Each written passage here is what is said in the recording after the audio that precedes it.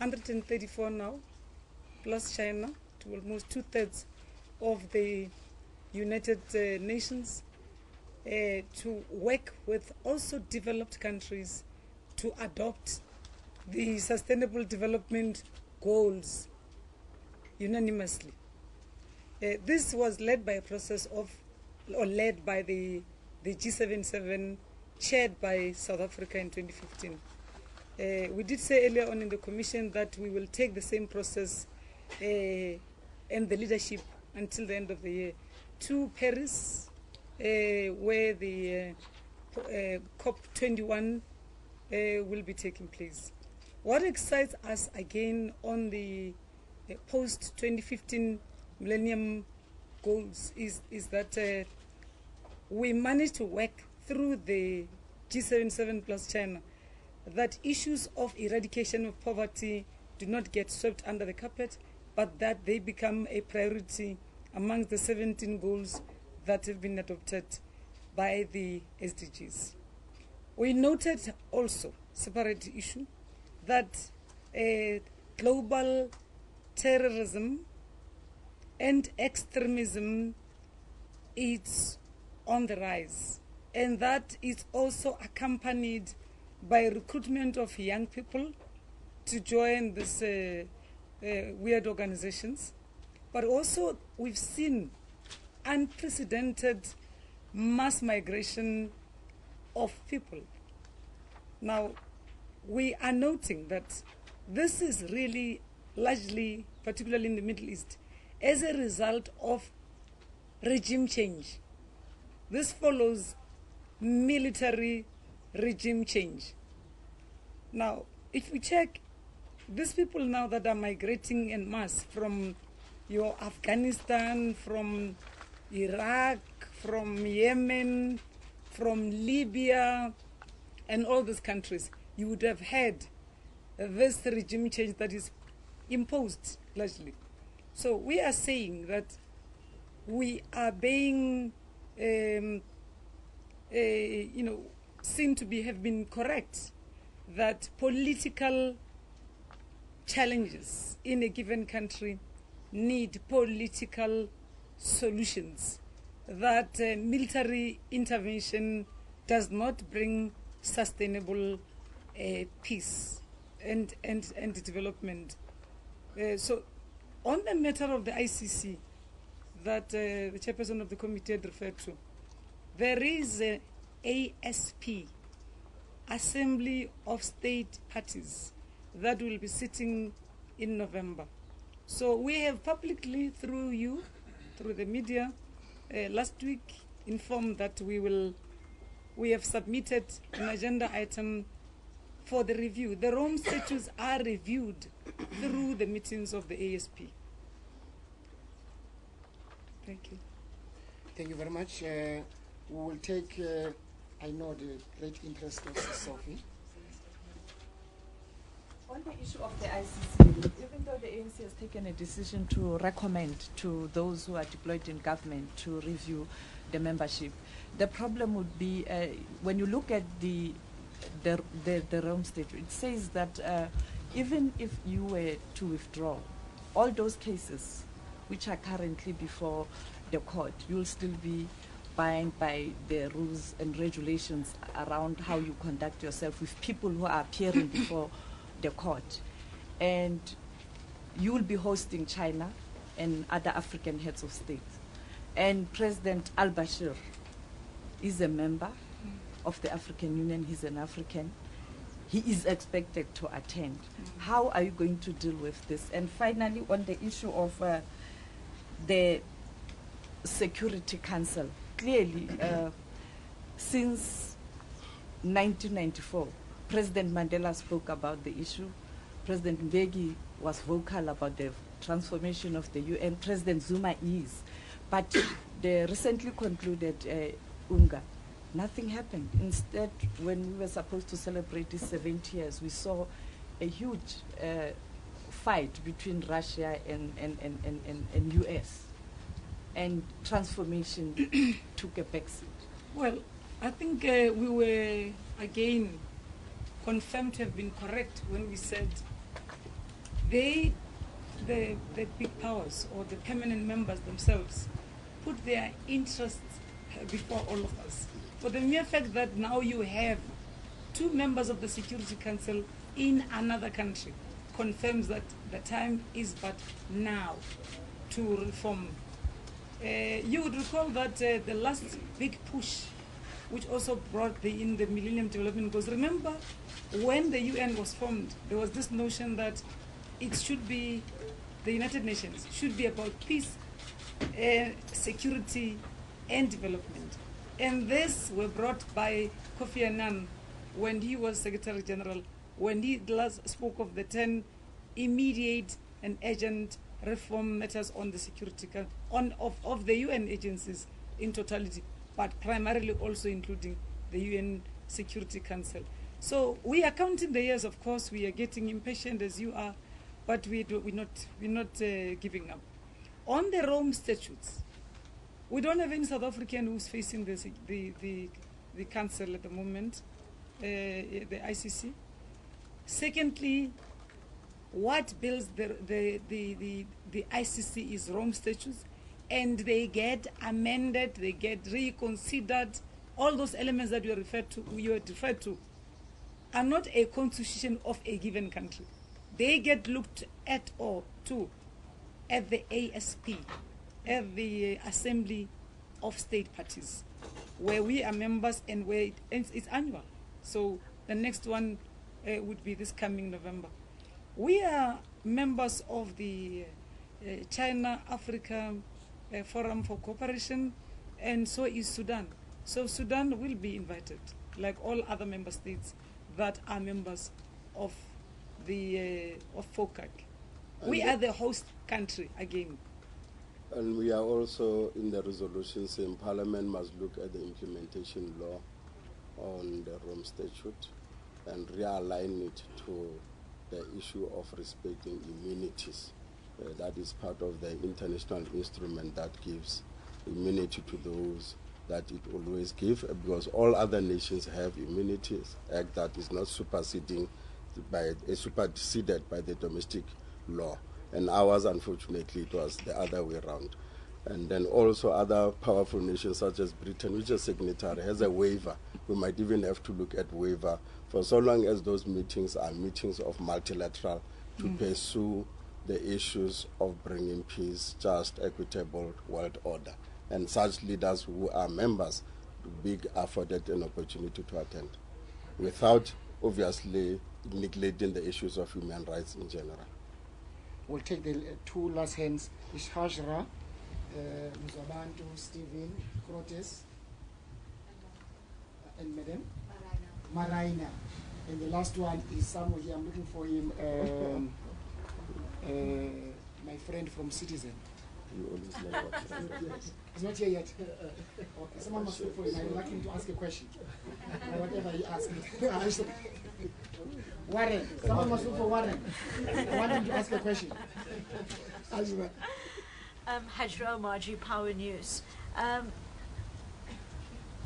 Was the issue of economic versus diplomatic relations or priorities discussed?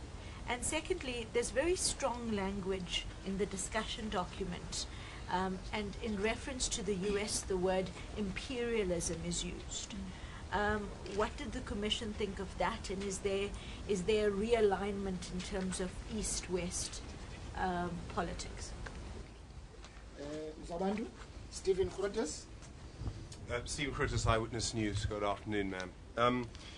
We're leaving the International Criminal Court, or the ANC has taken a decision to leave the International Criminal Court after a man who's been accused of leading a genocide in Sudan was invited here and treated as an honest guest. Does the ANC still believe that human rights is the light that guides our foreign policy? Mariana? Marina Lamprecht from Netwerk 24. You say it's on the agenda for November, the ICC matter. Do you see us not being part of the ICC as soon as November, or do you see this process taking a few months, and how long do you think it will take? Well, we are... So we take all the questions. No, all the questions. That was the last. Oh, that was the last. We are going to a meeting of assembly of state parties, as we are members of the ICC. This matter of the ICC and relations between the ICC and the African Union is already on the agenda of the AU summit that will be taking place in January. So it's a process. But as for us, we've put it on the agenda for the ASP meeting, and we are taking it. Many other countries in Africa want it on the agenda of the AU summit. Economic issues were discussed. Yes, we are excited. We're actually celebrating that South Africa is part of BRICS that has brought about the first ever new development bank post Bretton Woods institutions and post 1945, and that the African regional center of this bank is in South Africa, and that when we host the next FOCAC meeting, we will be doing a sword turning, that is between President Zuma and President Xi Jinping. So it's quite a big issue for us. We are already busy at work. The vice presidents are full-time in Shanghai, and they report home almost on weekly basis. So with that's one matter that one can refer to. But I'm sure Minister Molewa would be interested in this, because issues of the UNFCCC are very, as much as are about environment, they're about the economy. Yes, thank you very much. First of all, perhaps let me start by touching on the issue of the SDGs.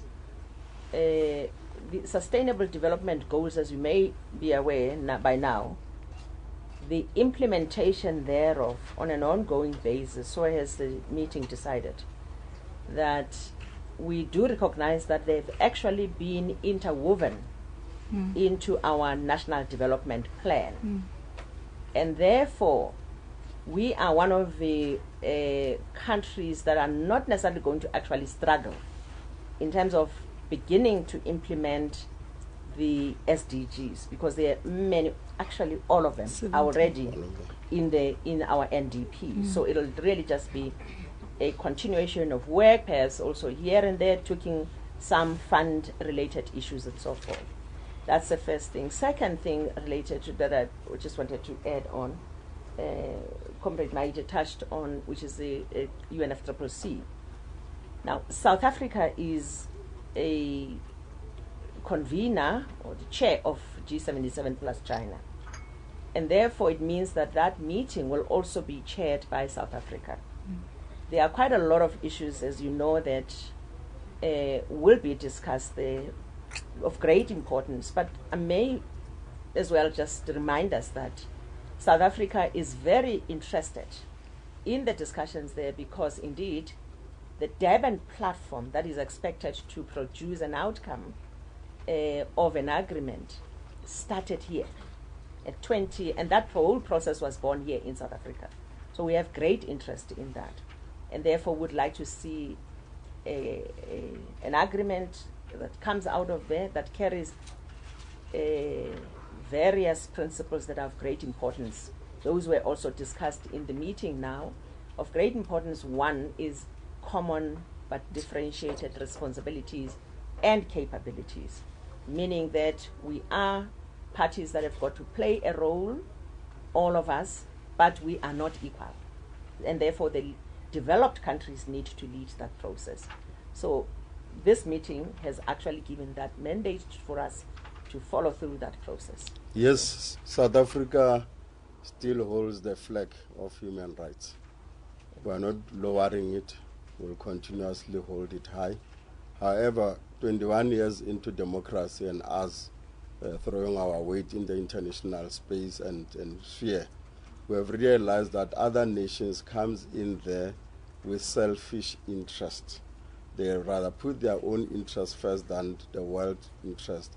So, and as a result of that, so the Commission and the NGC has just confirmed that the national interest policy must be fast-tracked in Parliament so that the nation can comment on it, and then so that when we talk, we then say these are our national interests. We are able to also raise side by side with the issue of the human rights our own national interests, but they will not be selfish. We'll always carry the African agenda in them. We'll always carry the posture that South Africa has always been carrying, but understanding that we are in a world where others will always trample on some of the issues that we stand for. And therefore, we continue holding proudly that flag. By the way, there are only, out of the 5 permanent members of the Security Council, only 2 are members of the ICC. But they have overriding powers over the ICC. It's only the UK and France that are members of the ICC. The rest don't, but they can veto anything and can even drag somebody whose country is not a signatory to Rome Statutes to the ICC. Tumalo, you're my last hand. Because you're speaking for the first time since we started the NGC.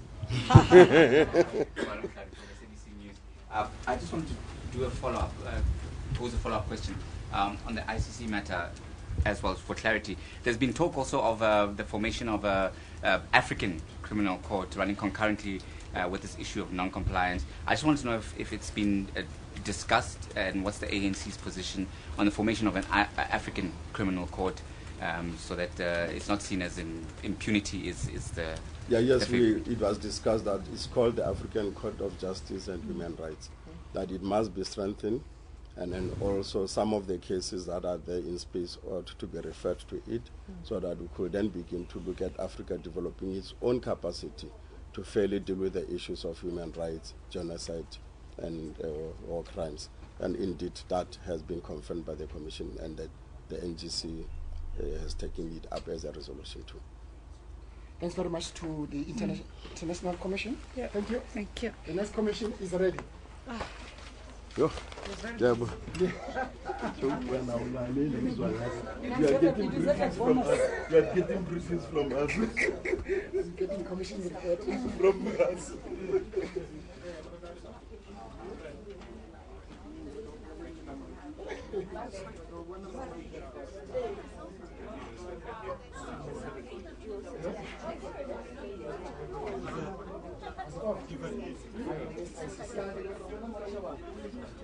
All I can tell you is that Al-Bashir is coming there.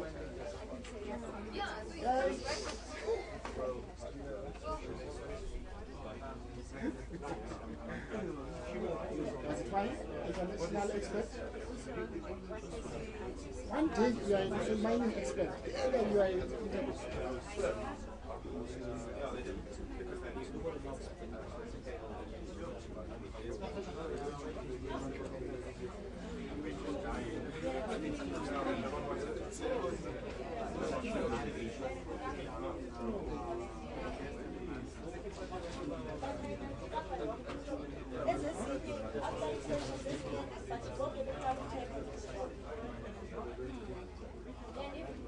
Which one did you?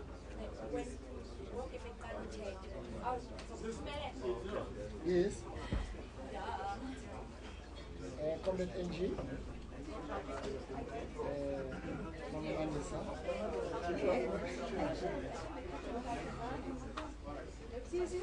What's after?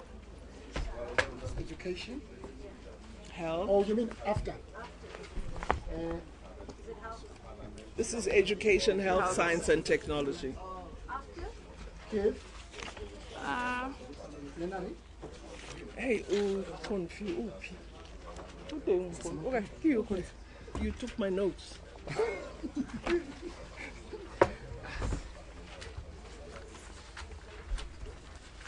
Thank you, Bob.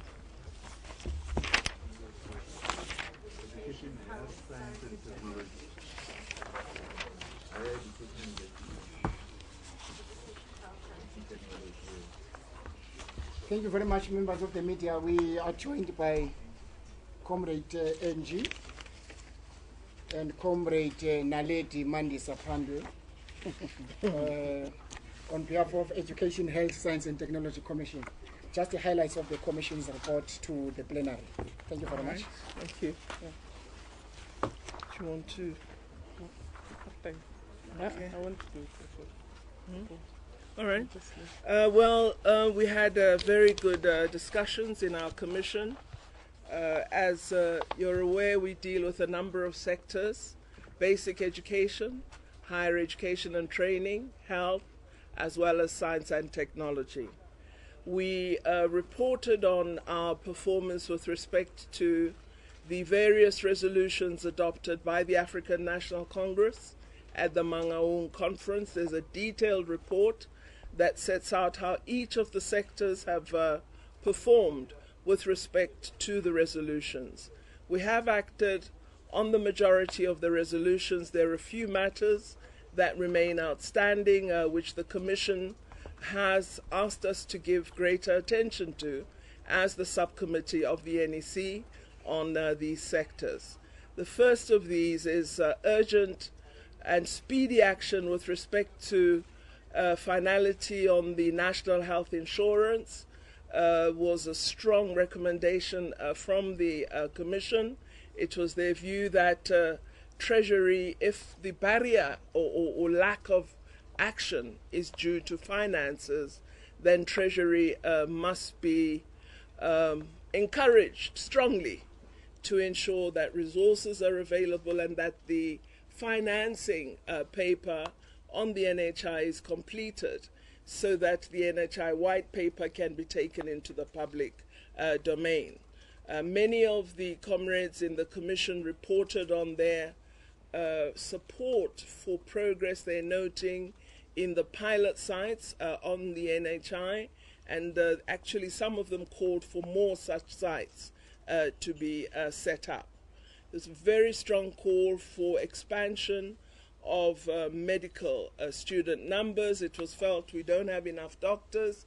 In particular, rural areas are feeling particularly challenged. Comrades from the rural setting raised this as a real concern, but acknowledged the steps taken by government, especially the delinking of the old Medunsa from the University of Limpopo to establish the Sefako Makgato Medical University. The other matter with respect to health was that the nursing college issue remains as an outstanding matter to be addressed by the African National Congress. And this is that there must be a reopening of nursing colleges, training of nurses not at university level but within the college sector, and including in the curriculum for this training much more bedside training of nurses. It was felt that the training has become a little bureaucratic and that the programs within universities do not prepare one for implementation within the hospital setting, and that the inpatient care often suffers due to the nature of training. Greater claim for government on the HIV treatment program, as well as progress with the mother-to-child transmission, but a call for us not to reduce our guard in terms of focusing on prevention of infection. In the basic education sector, some concern on infrastructure, a need to address infrastructure in the rural setting again and in township schools, but acknowledgement of progress with ASIDI and the delivery of infrastructure that has occurred. Some concerns about still large classrooms in some schools in South Africa, large class numbers, I should say. In that, comrades reported there are schools where there are 100 children per class, inadequate numbers of teachers. We reported that we are reviewing the post-provisioning model and that we hope to implement a new model of post-provisioning to improve the distribution of educators throughout the system. But this was not a major issue in the Commission. It did come up from one or two provinces, mainly Eastern Cape, I think, seems to stand out as a province with this problem. National Senior Certificate Improvement was acknowledged, And again, congratulations to the Basic Education Department, but with a stress that we must improve the outcome with maths, science, and technology. The numbers are not yet good enough. Much more needs to be done. On higher education and training, the issue of free higher education came up as a very strong sentiment in our commission, and it was felt that we're not yet acting faithfully to the outcome of the Polokwane conference, which was that there must be an expansion of free higher education, particularly for poor students. Financial exclusion and the experiences of students in the university setting were cited as an indication that we've not really done, in their view, as much as could be done with free higher education. It was stressed that we are referring to students who don't have financial means, and that really it is ensuring that those who are least financially able to meet the costs of higher education should be supported to meet them. But also, Commission expressed concern about the significant growth in the levels of fees in our university sector. And it was agreed that the higher education department must look at a regulatory framework for curbing this massive growth in fee levels in the higher education sector. Government was acknowledged for having moved from just over 200 million rand in NSFAS in 1996 to 9.6 billion in this year. This was affirmed as a very positive move by government, but the inadequacies of fee and funding at higher education needs to be addressed. A strong call has been made for a relook at the funding formula. There's a view and feeling among ANC members that the formula benefits advantaged institutions, previously white institutions of higher learning, and that we need to find a formula that would address the legacy of apartheid that still frames historically black and poor institutions. On science and technology, progress with square kilometer array build was noted, but a very strong call was made on developing a state-owned pharmaceutical company, and that health and science and technology who've been given this responsibility must move with speed to implement it. It was also felt that we need to do more on vocational education. Despite having expanded access to technical and vocational education colleges, it was felt that we are funding hip-hop courses like that, hotel and dressmaking, rather than technical and vocational courses, and that we need to readjust the program mix to address domains that offer opportunity for young people, rather than offering courses that don't really serve to build both our economy and the skills profile in a strategic manner in South Africa. The matter of languages came up, especially Mandarin. Lots of discussion around it. In the end, the Commission felt we have to be strategic.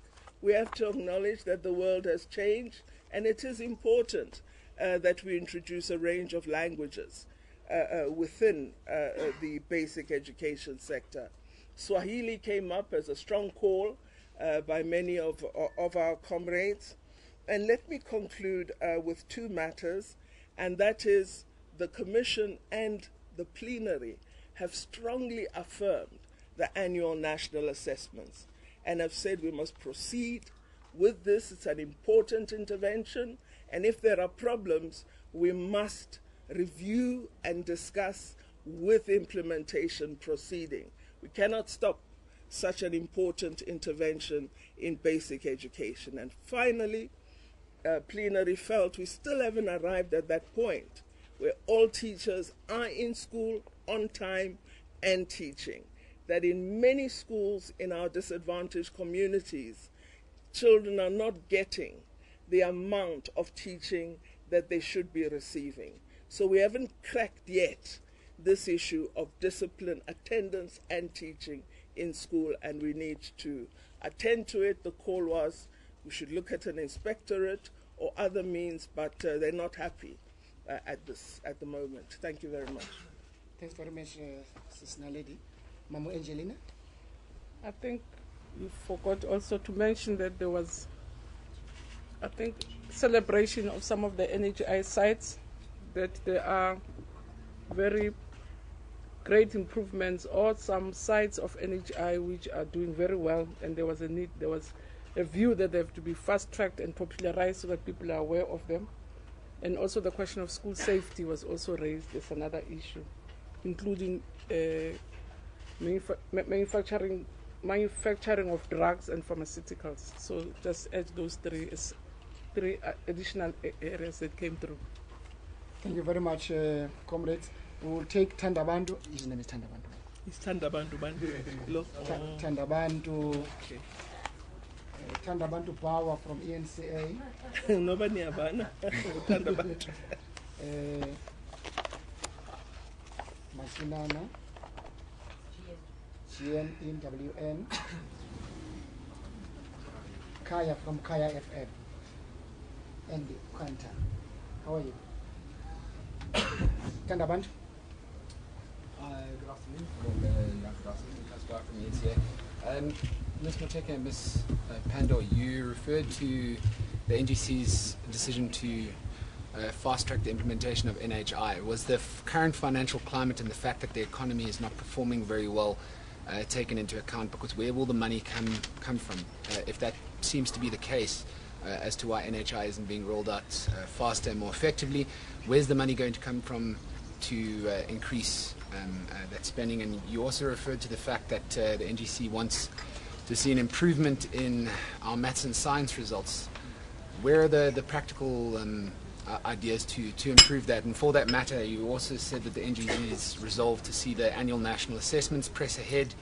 Where's the practical ideas to try and roll this out with such stiff opposition from the labour movement? Thanks very much. Andy Siwe? Minister, you spoke about how the issue of free higher education came out strongly, but you didn't tell us what was the resolution on that matter. But I'd also like to ask, as the ANC, I mean, the constitution of this country guarantees us free education. Does, in your view, as the ANC, does this exclude higher education, this right that we have in the constitution, and why, if it does? Thank you. Thank you. Gia Nicolaides from Eyewitness News. We also spoke, I think you brought up, Minister, the issue of reopening nursing colleges, training, etc., not enough doctors. But what about the state of our hospitals? We know that in various provinces there's been talk about turnaround strategies to improve the state of the hospitals. What is the resolution on that? Is any focus being put on first fixing the hospitals and making sure that they can accommodate patients before we talk about bringing in more people? I'm very interested, Ministers, in the state-owned pharmaceutical company. Is there timelines in place, or is this just an idea that's going to go to the policy conference and then the next conference of the ANC? Thank you very much. Thank you. Those are the 4 questions. Okay. Do you want to? Oh, Kaya from Kaya. Yes. From my side, just to get a clarity. It's Kaya Kumalo here from Kaya FM. So just to get it's not April Fool, right? I wanted him to say it. Just to get just your thought or two concerning the issue of transformation, especially in the institution of higher learning. Did something come out? Because I mean, we've seen a lot of people being quite vociferous, especially like in your traditional white institutions, obviously. So did something come out to that effect to broaden up the space? And just regarding the free education, like what's the way forward? And just a way, you know, just to make sure that there are also funds, because obviously you want to ensure that the quality is intact. So what's the way forward concerning that? Thank you. Thanks, Kaya. Okay. Shall I, or will you? Yeah, not started. Yeah? Okay, well, with respect to the first one, where will money come from? Yes, indeed. The matter of funding of NHI was raised. The view of conference was that a decision came out of conference, and the duty of the ANC government is to look at how it implements. The beginning was certainly the pilot sites, but it's felt much more should be done, and we must look at how we allocate the available public resources to realize this particular decision, which is a policy decision of the African National Congress. So it will be something that we have to look at. As you know, once you have an NHI policy agreed, it does have particular implications for how you manage issues such as state payment for medical aids and so on. So does it free up resources, that model, which you then direct to award the NHI? So yes, the money issue and the current state of the economy did come up, but it was felt that we've got to look at how we actually move toward realization of this, because it is a promise that has been made over many years. With respect to maths and science results, we welcomed the establishment of a dedicated maths, science and technology education unit within the Department of Basic Education, as well as increased partnerships with a range of institutions and partners to support our ambition to expand competence and ability and achievement in math, science and technology. These partnerships include basic education and science and technology working together to realize our ambitions in this particular area. With respect to the annual national assessments, the alliance partners were present in the commission. Not a single one stood up and spoke against the annual national assessment in our commission. The view of the commission was that this is an important strategy that has been put in place. Many systems in the world carry out such assessments where there may be disagreement or concern about its implementation.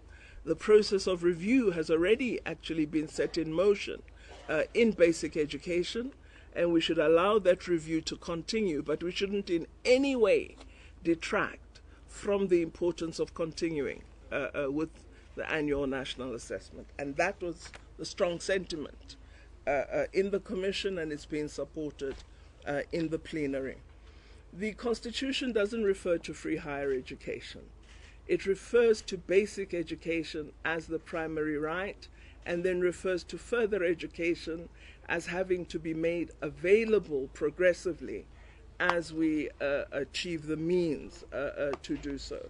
But you would know, despite the absence of that word free, that in fact today more than 76% of children in school are attending fee-free schools.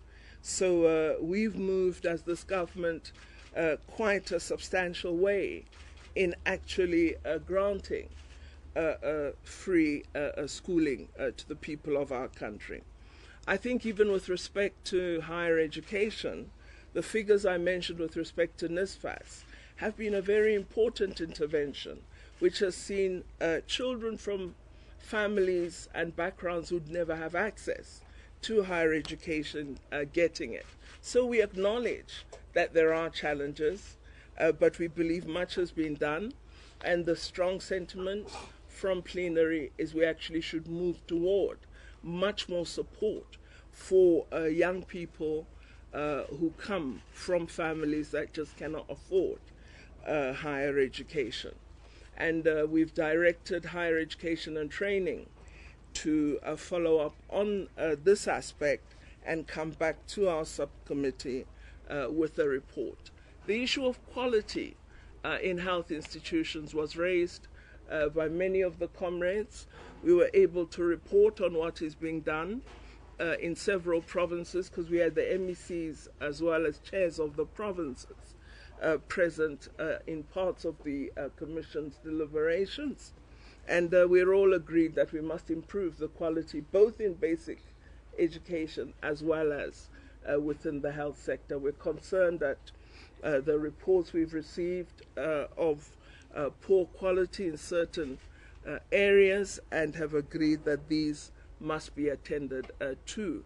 Where we got reports on particularly inadequate infrastructure and provisioning in some schools, we've actually undertaken as members of the subcommittee that we'll visit some of the examples that were given to us in our commission. And we will be setting out to visit certain of the provinces where we are told there are absolutely dismal infrastructure conditions in some of the schools. On the state pharmaceutical company, we are working. We've made excellent progress. I did announce its establishment a few months ago.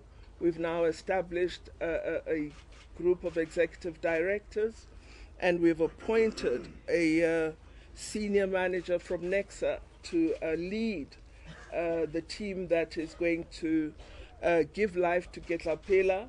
I will be announcing the partners very soon who will be part of this program. We're working very closely with WHO to look at which scheme of drugs our company would best focus upon in order to be able to provide improved services of drug provision to the health sector. So we've moved a long way, but I don't want to steal my team's thunder by announcing everything here. But I assure you, we will be making public announcements very soon. To Kaya FM, the matter of transformation, of course, came up very strongly, especially from the youth delegates, from the Youth League, SASCO, and particularly COSAS. And we have resolved that we must have regard to transformation in the higher education sector. We've encouraged Minister Nzimande to continue to look at both culture, identity, access, and throughput within the university and universities of technology sector, and also look at the academy itself and academics. We want to see more black academics, more women academics, and we would like to have a situation in which the rights that are contained in the Bill of Rights of respect for all, of non-racism, of enhancing the dignity and human rights of every person, that these actually are alive in our universities. I've spoken to the matter of free higher education. I don't think we can add more. Thanks very much, Mamo Naledi. Mamo Angelina? Okay. Let me just add on the medicine science program that was raised by Thandaband, that the unit has not only at this stage established, not only the unit established, but it has already developed a framework, a national framework, which was adopted by the Council of MECs, and there is work underway. Among some of the things we're doing, for instance, was to identify schools which didn't offer meds at all, work with Teach South Africa to provide teachers to make sure that we can open the pipeline. And the process is to really open the pipeline much more earlier, with clear targets to say in the next 3 years, if you open the pipeline from grade 9, what do you want to see in 4 years' time? So it has clear targets, clear time frames, and clear strategies of how we're going to do it. But it's not something that we think tomorrow we can do it, because we have to open the pipeline in lower grades to be able to get the throughput correctly. But it's a full document with all plans, outcomes, and what we do as nations to monitor how provinces are coping in implementing that. But we work very close with Department of Science and Technology to give us the capacity and the support that we need to clear the pipeline. Thank you very much to Comrade Mandisa and Comrade Angelina. We will give media 10 minutes to fight for 1 o'clock news. The next commission is ready, which is land reform, but we allow you 10 minutes just to fight for 1 o'clock news. Isn't that in the WN? Yes. I'm sure you want to cross live soon. No, sure. Thank you very much. 10 minutes break. Thank you. Angikashiwe la namhlanje kunomlungu. No, look good today, I know. Thank you very much. Thanks, everyone. Thank you very much. Thank you, Chandabantu. Nice name. Of what? Yeah. We have a national space agency. Well, we have a national space agency, and we've launched, as you know, we built our own satellite, so we have that capacity. We're now working on satellite 2 through the National Space Agency.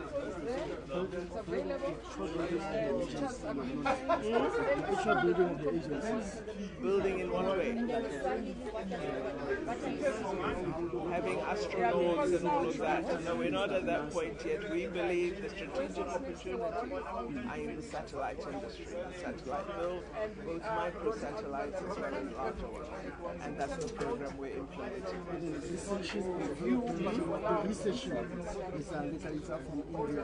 No, we don't have to. We've got the capacity in our country. You must visit our stations. Well, the National Space Agency is in Pretoria, but we've got Hattebeesport, our satellite observation located there.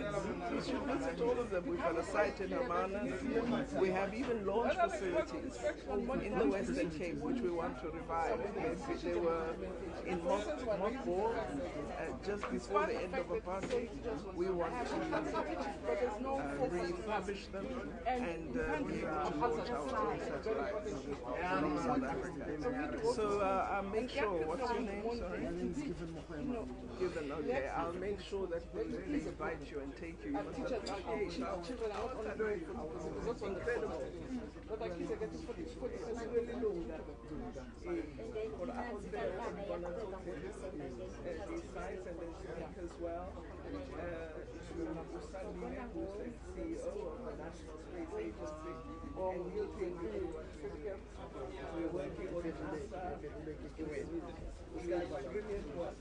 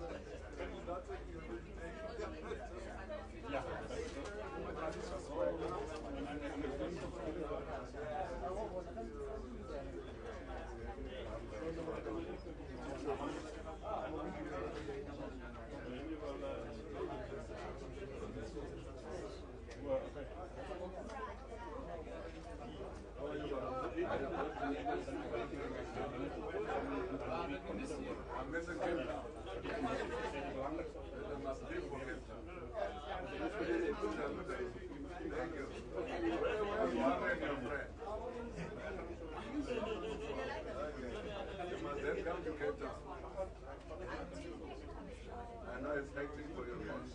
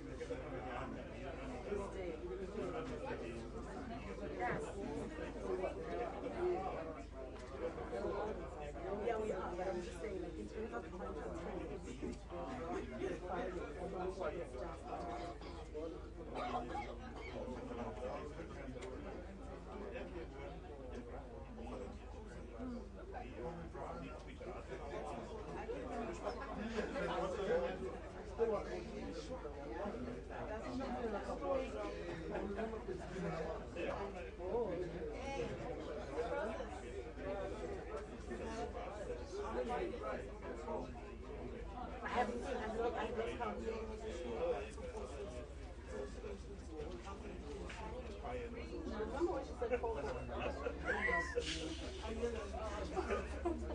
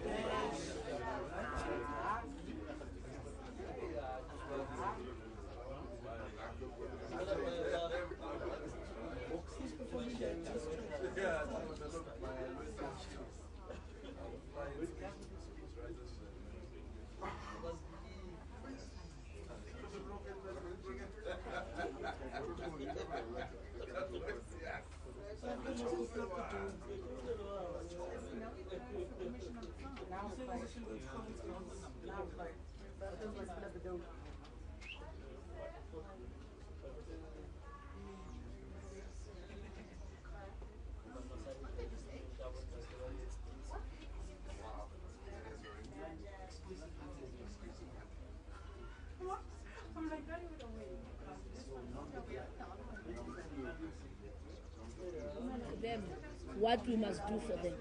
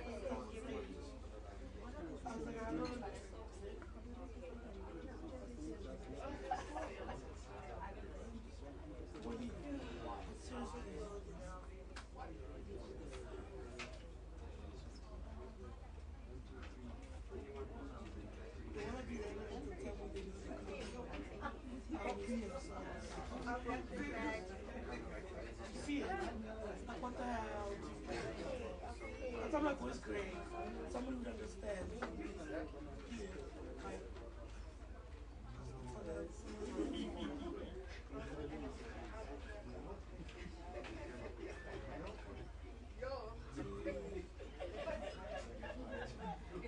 So which news was played before front page?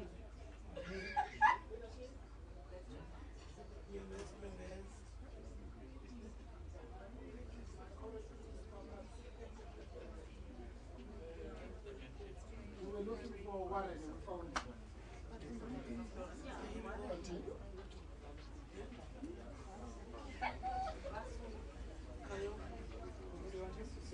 Now I know not so many of you would ask questions about, because you're not farmers, you don't ask questions about land and so on.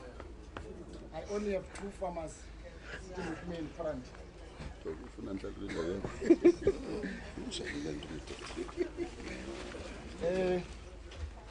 Good afternoon, Comrade Kukile Nkwinti and Mama Madlamin.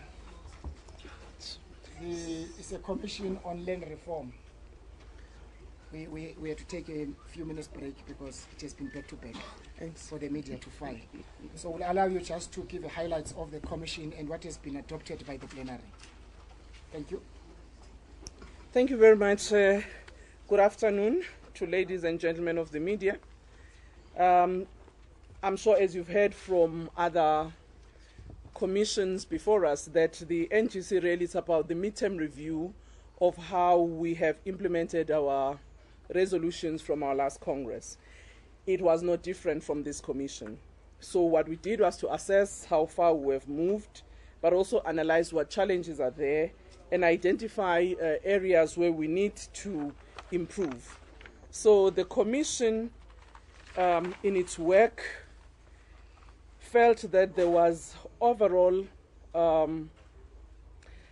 progress in the implementation of those resolutions of Mangaung as it related to land reform, rural development and agriculture. But what it also noted was that if you look at the Mangaung resolution, as a movement we're very thin in articulating our policy in respect of agriculture and therefore called on the ANC that going forward this is an area that there must be focus both in terms of policy review that would ensure that agriculture is indeed a contributor to our GDP and also to job creation and improving the rural economy.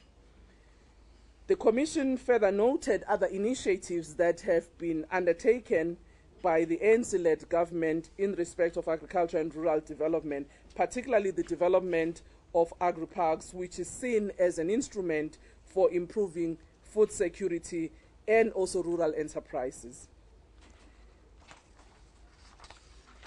We also noted that in respect, of progress, that with regard to the willing buyer, willing seller, as you know, that this was one of the policy questions that since 2005, that Land Summit, some of you who might know about it, there was a very strong call for the removal of willing buyer as a policy instrument in respect of land reform. And in the subsequent ANC conferences, both 2007 and 2012, that matter came up sharply again. And what we noted is that in respect of that, the Property Valuation Act of 2014 that has been introduced by the Department of Land and Rural Development will indeed replace such a policy area which was of concern and ensure that it codifies the just and equitable redress that is there in our Constitution clause, or rather Section 25. The Commission noted the revitalization of agricultural production in communal areas, particularly the program that has been known to most of you, I'm sure, is Fetsatlala or Qedindlala, which has really been aimed at ensuring that rural land that is lying fallow can be utilized for food security by supporting communities with implements, seeds, fertilizer, deep tanks, and fencing. On land tenure, the Commission noted the introduction of the Regulation of Land Holding Bill, which will introduce the Land Commission and go a long way in resolving the current disputes that are there. The bill will also introduce land ceilings as outlined in our previous policy resolutions. This actually deals with how much really can an individual hold in terms of land, such that it does not allow other people to have access to such an infinite resource. Recommendations that were made and adopted was that the Department of Rural Development and Land Reform should continue to strengthen the security of tenure of farm workers, which is still an area of concern. The Extension of Security of Tenure Act Amendment Bill, which is being piloted by the department currently, was applauded as a step in the right direction. Secondly, the land rights for people in communal areas, the view of the Commission, which again was adopted by the NGC, is that it has to be formalized such that security of tenure is secured and such land can have a commercial value.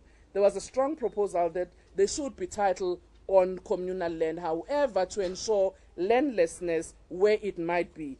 A limitation clause may need to be introduced such that the state would have a first right of refusal where such land may be mortgaged and therefore easily tradable when no payment is made, or maybe when one family member may want to sell the land and disenfranchise the others. We say it is important that there must be a limitation clause to that kind of title. But we feel, and the Commission was very strong, that currently land in communal areas doesn't actually have a value. No matter how much structure you can put in that land, even if you have got land for agricultural purposes in that land, if you want to loan against it, it cannot be used as collateral because there is no value attached to it because of the form of ownership currently.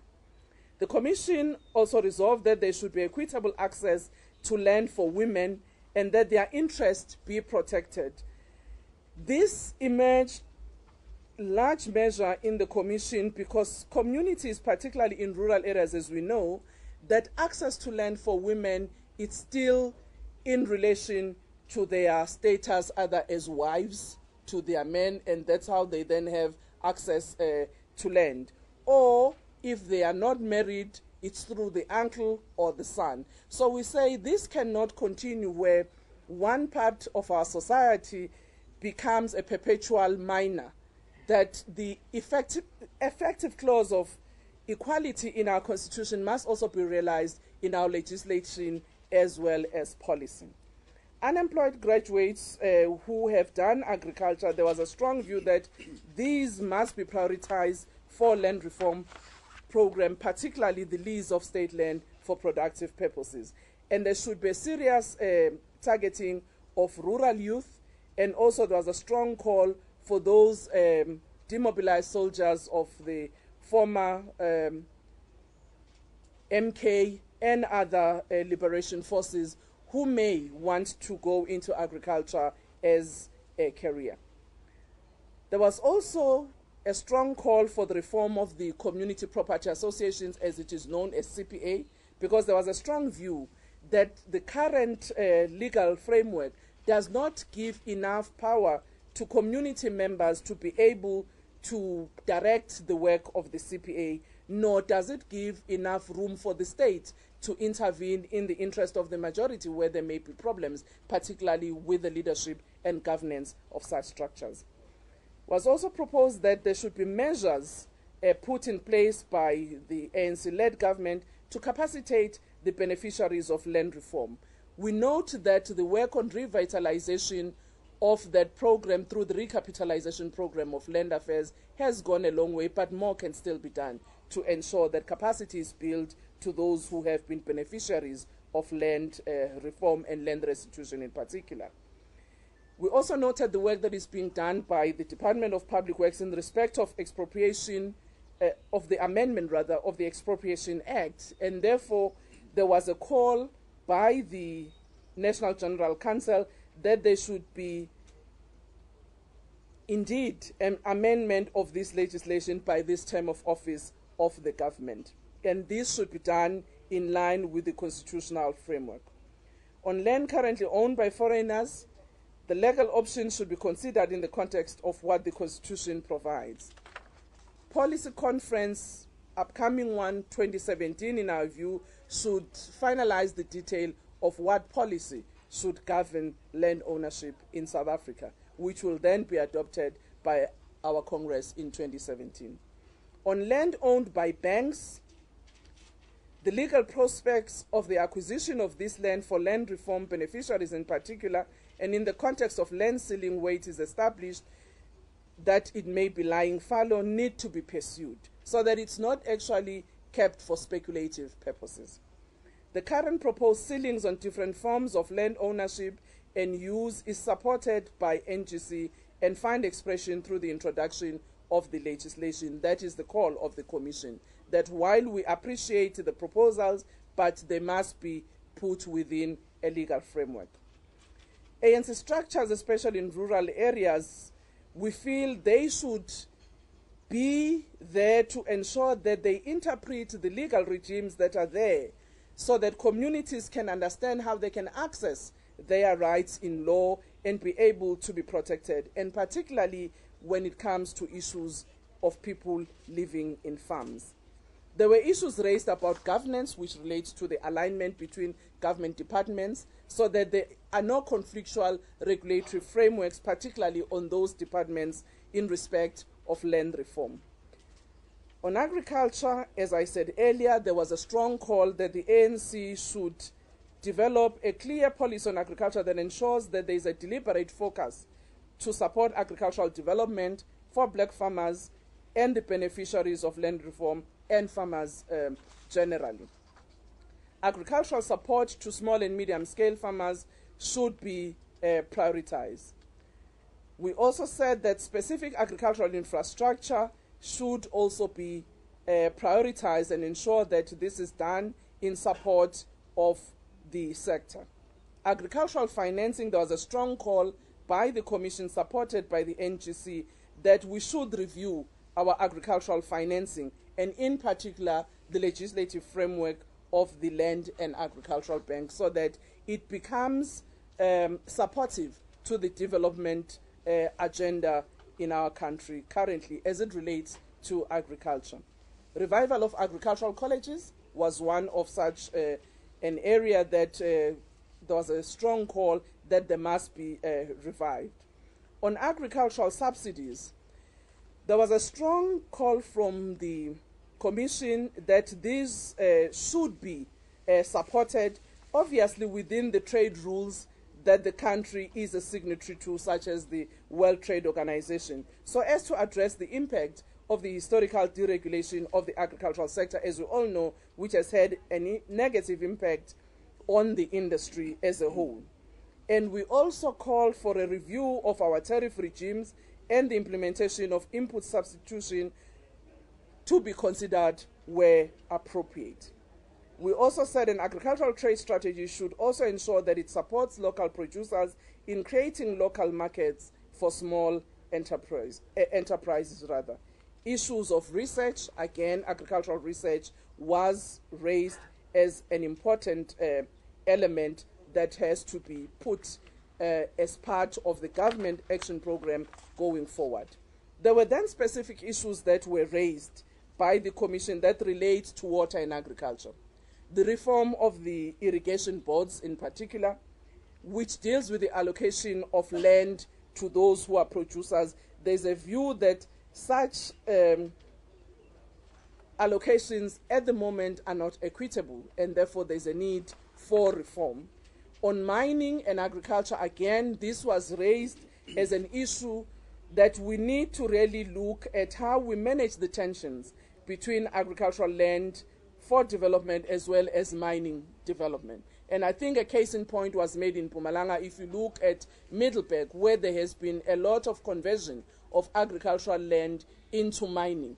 While we appreciate that both these priorities of government are important, but there was a strong view that it is important to manage the tension so that we do not erode agricultural land in favor of mining, and as a country we don't have the capacity for producing our own food.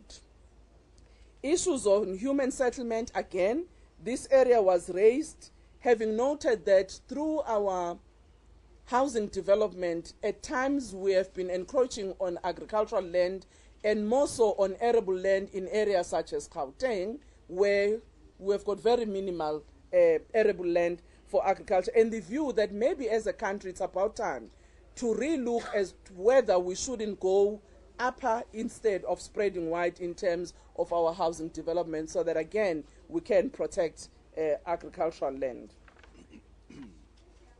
Having said that, there was just one addition that came in the discussion of the Commission from the youth members of the NGC, not only the Youth League, even though it was piloted by the Youth League, that there should be a deliberate support to young farmers, given that they are the future in ensuring that we can protect our food production capacity as a country. And the other one was a review of the Ingonyama Trust Act, where the NGC gave the mandate to the Department of Land Affairs and Rural Development to relook at that act, whether it's inconsistent with the Constitution and whether it would support tenure security and agricultural development in those areas which is affected by such an act. Thank you very much, Chairperson. Cooks? No, not yet. Thank you very much. Thank you very much. Prof. Suzanne, you first? Not yet. Sabelo? Minister Nkwinti, the phase 2 of the land audit. My understanding was that it was supposed to be tabled in the NGC. Has it been tabled and has it been finalized? Thank you. Amy Musgrave, Independent Newspapers. I have two questions, please. I actually did read the documents, even though I'm not a farmer. I just want to check. In the documents there were quite a few proposals around targets for local procurement, supermarkets stocking certain amounts of food and stuff like that. I just want to know if there were any agreements around the targets. And also, did you have any discussions around mechanization? Because I know agriculture has been earmarked as one of the sectors to create, I think it's 1 million jobs by 2030. But obviously over the last couple of years, it's nearly halved because of unemployment and stuff. So what were discussions around that, particularly on mechanization and its impact on jobs? My last question from Quanta. Thank you very much. Minister Nkwinti, last year you introduced a concept of 50% of farmland to be given to farm workers. And there was some concern at the time to say that it wasn't the instruction of the ANC's Mangaung conference. Towards the end of last year, you said that it's still being reviewed and getting input from different stakeholders. So basically, where does that stand now? Did the NGC make any comments on that? Thank you very much. Thank you. Those are the 3 questions. Which one?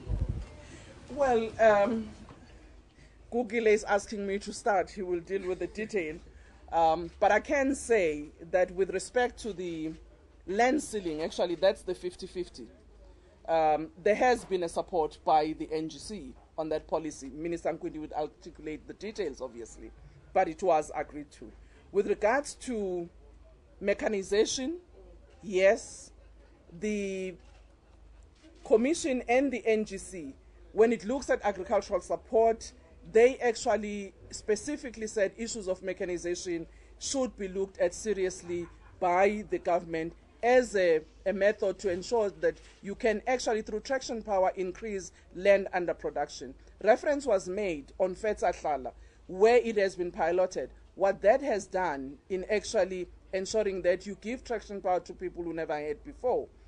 One of the examples was made with respect to Limpopo, that last year 300 families benefited where all their farms in the communal areas were plowed just by having a tractor for them to be able to have the capacity to plow more fields than they would naturally with ox or with horse. So it is a critical intervention in agricultural development, not only in South Africa, globally. That has been the trend. If you look at the East Asian Tigers Revolution in respect of agriculture, mechanization, research, training, as well as market infrastructure was one of those that drove agricultural development. Well, thank you, ZK. You can see the disadvantage of carrying a notebook. I'm the only one who's carrying a notebook here. Look at this. And we write everything because we can't use the gadgets, and so. But on the question of the land audit, remember we concluded phase 1 of the land audit. In terms of phase 1, the results were that 79% of land in South Africa is owned by private sector, irrespective of what race or nationality. And then 14% is owned by the state, and 7% is unaccounted for. And mainly 2 former Bantustans, the Transkei and Bophuthatswana. So, and then we had to deal with the question of disaggregated in terms of race, gender, and nationality. So we've done the work now. It had never been the intention, actually, Sabelo, to present it to the NGC at all. It was simply to conclude the work that we wanted to do during this not financial year, but this calendar year. We're on course. We've done the work. All we're trying to do now, we're working with State South Africa to make sure that we are correct in every respect. Remember, part of what the question was during the first phase was to say all the Bantustan land was transferred to Pretoria after the 1994 breakthrough.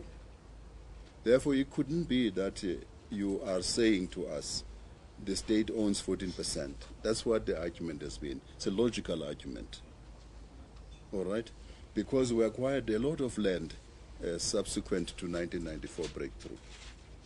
And that land is in the hands of the state. Secondly, we also acquired a lot of land and transferred it to black people.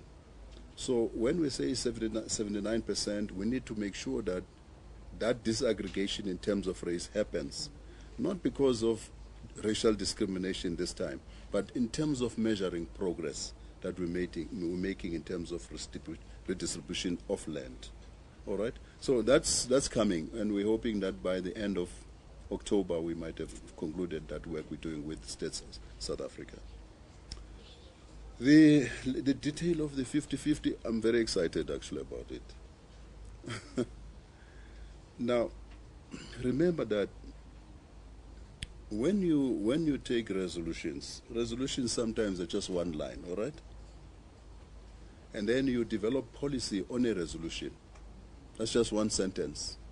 Sometimes if you're verbose, you may write 150 pages.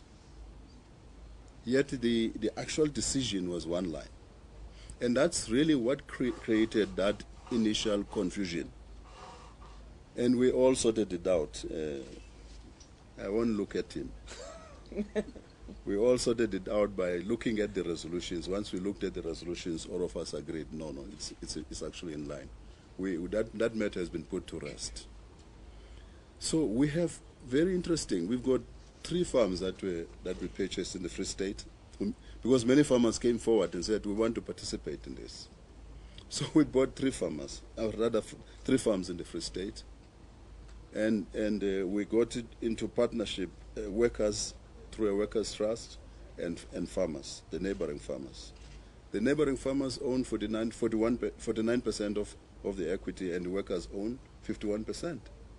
So the three of them are actually, we're piloting that. We're looking at what are the kinds of experiences that and learnings that will come out of it. So we're working on that, and it takes various forms now, all right? If you follow what's happening in the Northwest, Omnia came forward. I think it's a beautiful thing here, as a story again here. Omnia came forward to say, look, we have 44 million rands. We'll contribute inputs. You've got 17 farms that you work, farmers, black farmers that we are supporting here, but they need mechanization. So just over a month ago, I don't know, maybe some of you guys were at Springbok Pan. We handed over 13 tractors. It was in that partnership with Omnia. So we've increased the number now. Some of them are co-ops, others are individual farmers. So it's working, and we got lots of them, more than 20 offers that they come forward as well to say we want to be part of it. It's actually gathering a lot of support, and I'm excited about it. Soon it's going to happen, and therefore we're going to have workers and farmers owning joint companies, joint venture companies on land production, because they will own part of the land. In some instances, there's a farmer who's come up. It's a pineapple farmer, by the way. It's very interesting. He says, I may name him, Jonathan Bradfield. He says, okay, I'm in it. I've got a farm. I produce pineapple. I grow pineapple rather, but I also have a processing plant. I'll give you 25%. I'll give the workers 25% of the farm, and then 25% in the processing plant. So we're working on that now. We're going to buy those kinds of. We're buying into that. We've negotiated with him. We're agreed, and there are several others. I don't want to name that, but it's quite exciting that it's creative. Farmers have come out and they're creative about it. We're moving forward on this kind of thing. Was there another question? Targets. Oh, come on. No, there are quite a number of things in that paragraph of the resolutions. Quite a number of things, including irrigation schemes, targets, roads, bridges, etc. Including, in fact, rural towns.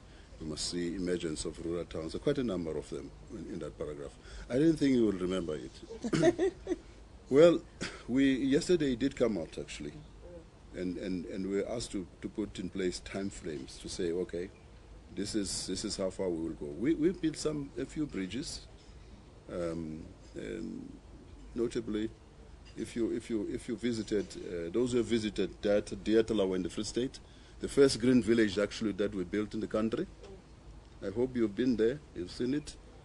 The first green village, you see the lighting, the streets, the houses, the schools, etc. You'll see a lot of them. It's solar heating, solar lighting.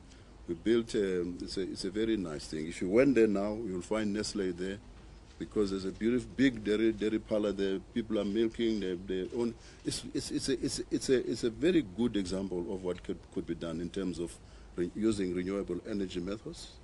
It's excellent. So we're doing some things that are trying to look at how, if we moved forward in terms of some of these targets, etc. Because you don't want to get to a target and it's not sustainable. Sure. We're doing those kinds of things, and hopefully. With time, things will come right. We do build roads here and there, but with the agri parks, we spend a lot of time looking at this question. We think still that the agri parks, which are districts, which will be located at district level, will actually deal with all these questions, because in order for you to purchase in terms of those targets, you need to create the market. You can't just, say, well, we have to create the markets. We've designed the agri-parks per district. And the way we design them, we're designing them so that all through the value chain of whatever commodity that is dominant in a district. So I'm sure you will join us on the 31st of this month when we when we present the whole scheme of things in terms of the district land reform committees. We'll do it here in Joburg. The agri parks, particularly because we want to create these district advisory councils, established in the same fashion. We looked at the NDP, the district land reform committees. We think it's a very good model, so that farmers can take control. Remember, we said the agri parks will be owned 70% by farmers. We stand by that. We'll just keep the 30% with other big strategic partners, but 70% will be owned by farmers. So we're working on this thing. We've budgeted, we've got 2 billion rand set aside on this year and the following years for the next 10 years. Probably will grow. And so we'll taper off over time as farmers take off over the next 10 years. That's the design. So we're hoping that those targets will be met through that, including the roads, the connecting roads, including the targets of purchasing, blah, blah, blah, because we must build that capacity. And we're on course on that. I'm very excited about it as well. Maybe just to say lastly that one of the overriding things that was said by the Commission is the importance of infrastructural development in support of agriculture and rural development. Because the view of the Commission is that yes, you can increase your production area, but if there is no access road, if your roads are not good, whatever produce you take to the market would have lost value by the time it arrives there. You can't talk of development without looking at water infrastructure such as irrigation for agriculture. So underlying to any agriculture and rural development, agriculture is key. I mean, infrastructural development is key. Thank you very much, Sister God. Thank you very much, Good Cooks. Members of the media, it's time for lunch. We'll break for lunch. Bon appetit. Thank you. I was told too late. Too